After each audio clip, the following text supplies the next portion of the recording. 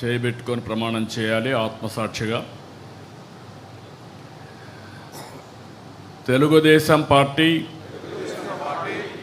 ఆశయాలకు పవిత్ర లక్ష్యాలకు కట్టుబడి ఉంటూ పార్టీ సభ్యునిగా క్రమశిక్షణతో ప్రజాసేవాభావంతో మనస వాచ కర్మేణ నిరంతరం పాటుపడుతూ నిస్వార్థంగా అవినీతి అక్రమాలకు పాల్పడకుండా